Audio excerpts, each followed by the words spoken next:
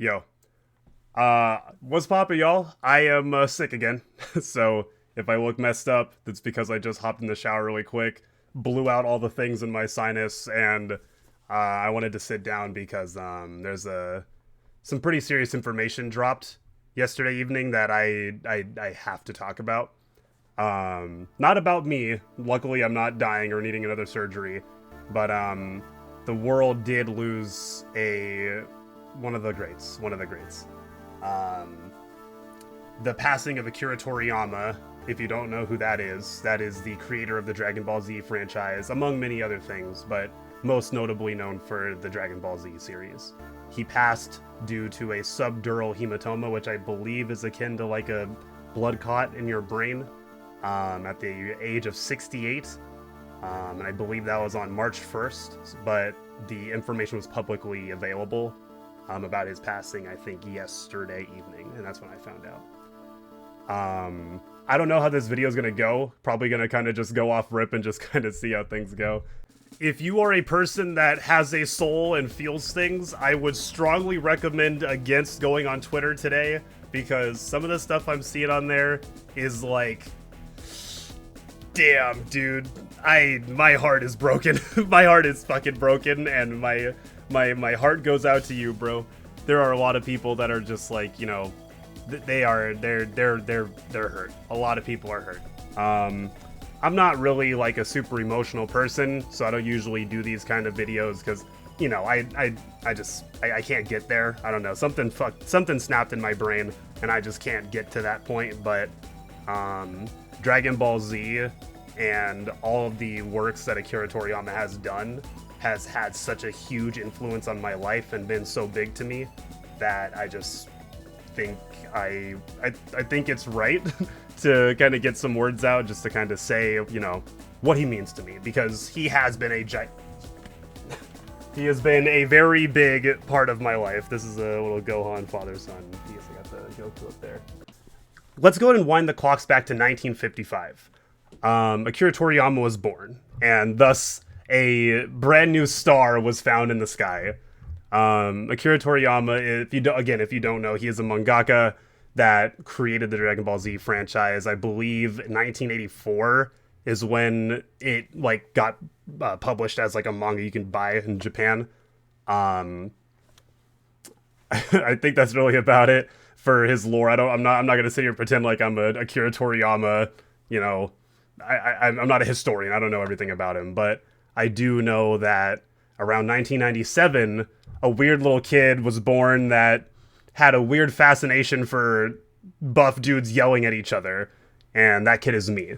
So I have an older brother, and he's the one who got me into Dragon Ball Z. I used to watch him do everything, because I was just, you know, I'm the older brother. I just want to watch my older brother do all the cool shit. He's playing video games, I want to watch him play video games. He's watching TV shows, I want to watch his TV shows. And Dragon Ball Z was like the thing in the early 90s and late 80s, and that's when he was born. That was his thing. He's like, dude, Dragon Ball Z is my shit.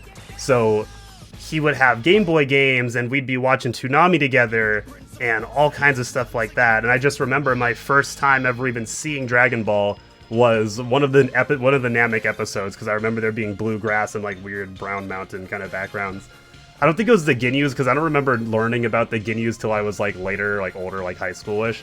But I do remember like seeing Piccolo, like a weird green guy, and I remember seeing Frieza. And I didn't even know I don't even remember knowing what Goku was until I was like 6 or 7, and I started playing my brother's Game Boy, and there's a game on the Game Boy called Dragon Ball Z Legacy of Goku 2 and 1, but 2 was the one that we had, and I played that. And that's how I found out, like, oh, Goku's the guy who wears orange, and Gohan is his kid.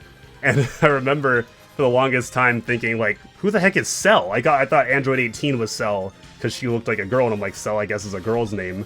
Lo and behold, it's this green bug man, but whatever. So my whole young life was spent, like, unraveling more and more about the story about Dragon Ball, and just being entranced every single time I found out, like, oh, I didn't even know who Vegeta was. I never even saw the Saiyan Saga until I was like 10, and Toonami was doing a full run through from like beginning to Cell to like, I think Namek. I don't even know what they went to Cell, but I remember watching that all the way through and being like, "Oh my god, this is awesome! My mom's letting me stay up late. I can watch this show 1 episode a week.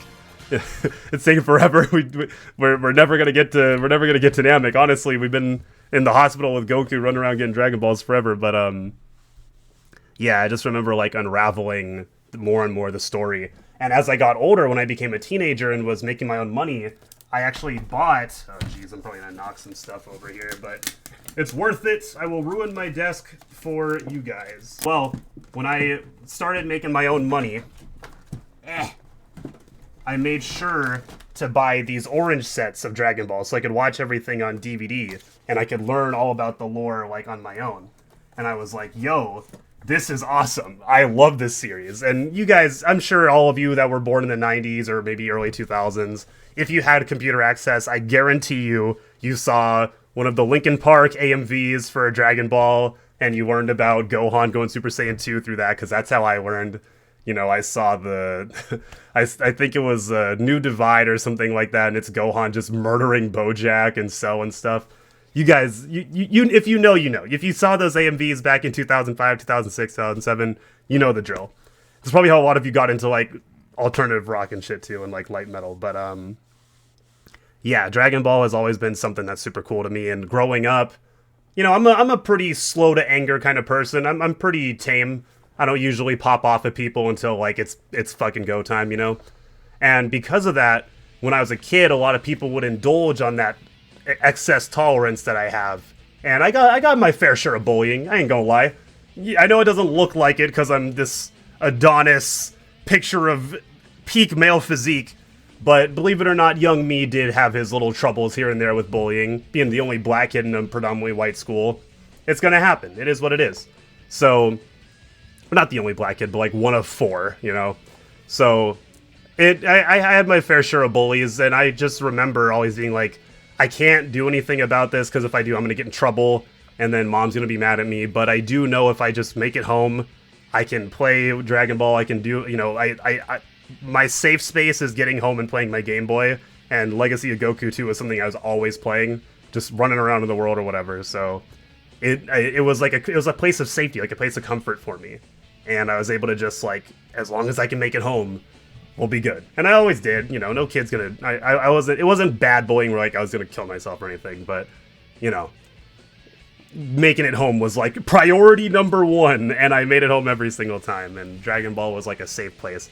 And also, it gave me, like, a sense of confidence. I remember one time, I was dealing with this one kid for a while. His name was, like, let's just call him Johnny. He was, he would be throwing kickballs at the back of my head when I wasn't looking at shit. It was a whole thing. But I remember one day just being like, you know what?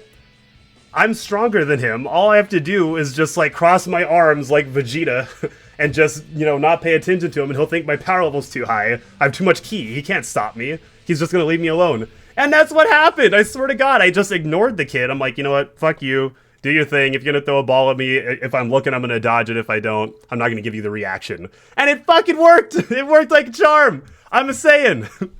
Or at least that's all I needed to keep me, you know, in the right headspace when I was a kid. So that was super awesome. Also, when I went into high school, I had a little group of friends that I was hanging out with, and we were super duper close, but they're a little bit more religious, so they were kind of doing their thing, and I was just like, I don't really do that. So their dad kind of split us up. So when I went to high school, I didn't really have any group of friends to really hang out with. So, you know, my sister was also at the same high school as me, so she was 2 years or 2 grades above me, so she's hanging out with her friends. She doesn't want to hang out with her little brother. She wants to talk shit with her girlfriends, which I get it. Kind of mean, Chelsea, leave me out there like that, leave me out to dry. Don't appreciate that. But I gotta find me some friends, or it's gonna be a shitty next 4 years. So I was taking a tennis class in freshman year, and we were at a uniform school, so we had to change out to go to the sport classes or whatever. And I saw some kid wearing a Gohan shirt. He had Gohan and, like, Goku and whatever. It was a Dragon Ball shirt. And I'm like, him! I'm coming! I'm on my way! And we became instant friends like that. Some of you may know him. He comes in my chat every now and then. But yeah, he's one of my homies. One of the core boys. But yet again, Dragon Ball being an influence on my life, helping me bridge the rough parts of my life to the next good part. And that's just what it's always been to me. And my story is not unique.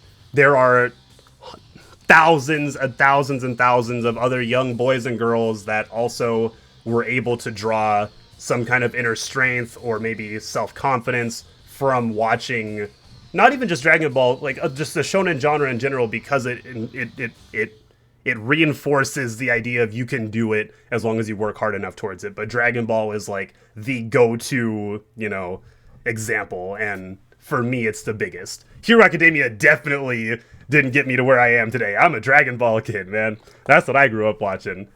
But yeah, that's basically my my experience with Dragon Ball growing up and what it means to me. I do want to also in this video highlight a couple of things. So Akira Toriyama, he wasn't just the mangaka that created Dragon Ball. He has tons of other works, which I'm going to try and pop up on the screen here and there. Akira Toriyama is also responsible for a couple of huge influences in the gaming industry.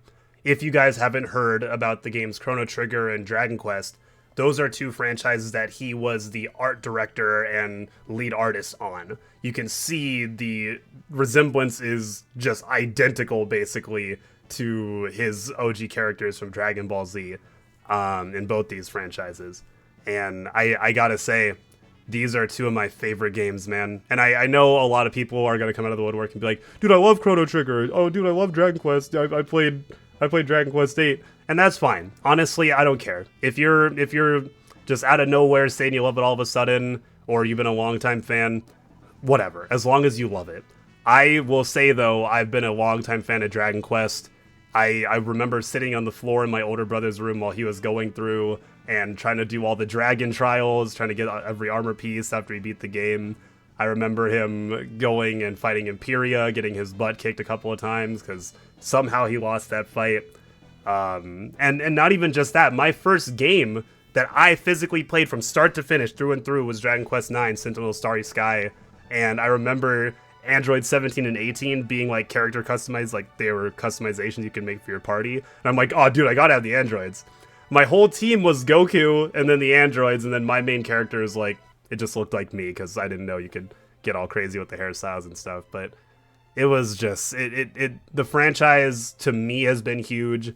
And outside of me, it's had a gigantic influence on the gaming space. Dragon Quest and Chrono Trigger are both been golden standards for what defines a JRPG.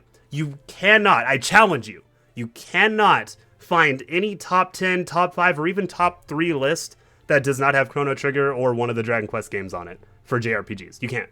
Akira Toriyama has made a gigantic influence in the gaming space as well. In fact, I'm not sure if this is like legit or not, but I've been told that in Japan, Square Enix, the company that launches or publishes Dragon Quest, they're not allowed to launch the game on weekdays because back in like the fucking Stone Age when Dragon Quest 2 came out, everybody left school and their jobs to go and buy the game. And it like put a pause on like Japanese economy for that whole day because everyone was like, dude, fuck this, Dragon Quest is out. they just abandoned ship, just left their desk, whatever, and went to go get the game. So now Square Enix has to always launch Dragon Quest on weekends. I don't know if that's like the truth, but a lot of people say that's the real deal. But yeah, just and I'll tell you what, man. I don't think anyone's put more hours into Dragon Ball Z Budokai Tenkaichi 3 than me. Like, I'd be playing the shit out of that, and with 4 coming soon, oh man, you bet your ass we're gonna be playing that every night on stream. But, by the way, twitch.tv/IndieSquid, check it out. But Akira Toriyama really has made a giant influence in a lot of people's lives. My life, it's immeasurable how much he's been there and how much he's created for just one person he doesn't even know. I've never had the chance to shake this guy's hand, get a drink with him, talk to him, and that kills me because now he's gone and I'll literally never have the opportunity. I already wasn't going to get the chance because I don't speak Japanese, but now I super don't get the chance, which sucks. But yeah, man, Dragon Ball Z has been a pretty integral part of my life, and it has been to a lot of other people, and it really does hurt to see a great like him go so soon. as far as the future of the franchise goes, I'll be bold, brave, and beautiful and say that I'm not exactly the biggest fan of Super.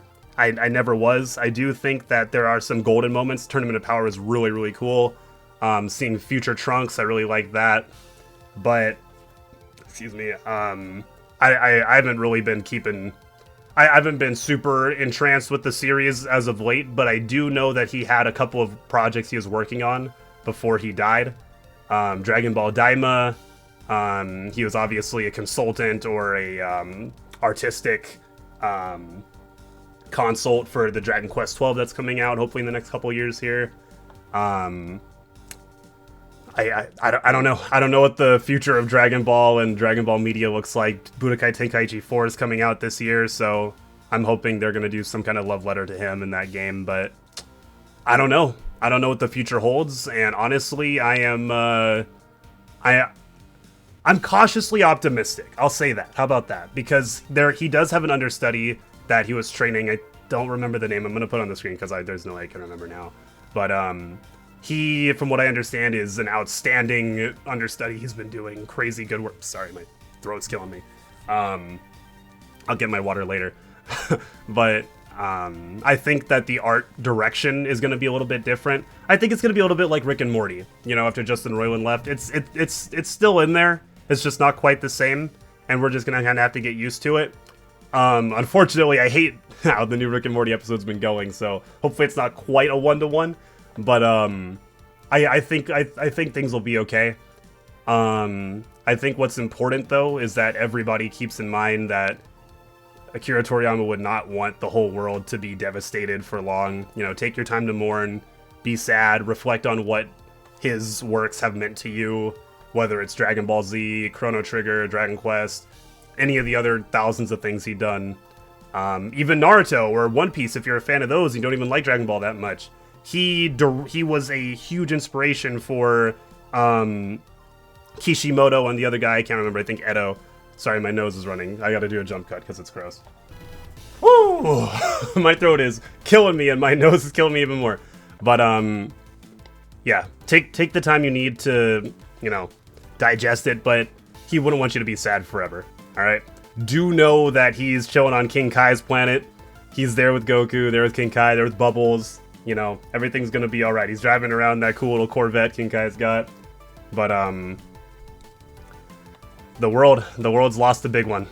The day draws a heavy toll, not gonna lie. And, yeah, I think that's about it. Appreciate you guys watching, and if you are a fan, it's gonna be alright, y'all. It's gonna be alright.